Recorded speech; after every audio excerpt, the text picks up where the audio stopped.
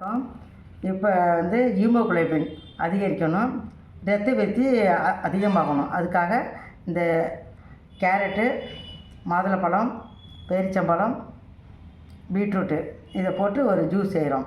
இது வந்து உடம்புக்கு ரொம்ப நல்லது. ஹீமோகுளோபின் வந்து குழந்தைங்களுக்கு இப்போலாம் கம்மியாக இருக்குது, பெரியவங்களுக்கும் கம்மியாக இருக்குது. இது நம்ம குடித்தோம்னா இரத்த விருத்தி அதிகரிக்கும். இதுக்கு வந்து கேரட் ஒரு கப் எடுத்து வச்சுருக்கிறேன்.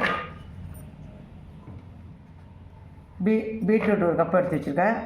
இதோட மாதுளம்பழம் போடணும், தோல் நுக்கிய பேரிச்சம்பழம் இதெல்லாம் போட்டு கொஞ்சம் தண்ணி அதிகமாக ஊற்றி கூட அரைக்கலாம்.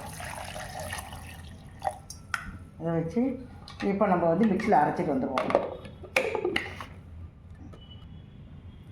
மிக்சியில் இப்போ அரைச்சிட்டு வந்தாச்சு. இதை ஒரு கிளாஸ்க்கு மாற்றிக்குவோம்.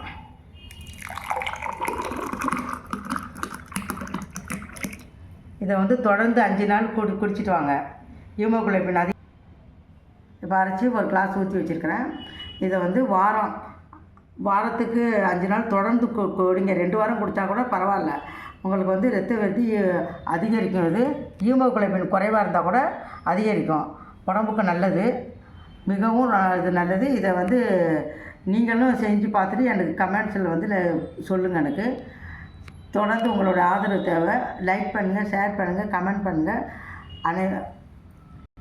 நான் போடுற வீடியோலாம் ஃபாலோ பண்ணுங்கள், லைக் பண்ணுங்கள், ஷேர் பண்ணுங்கள். நன்றி, வணக்கம்.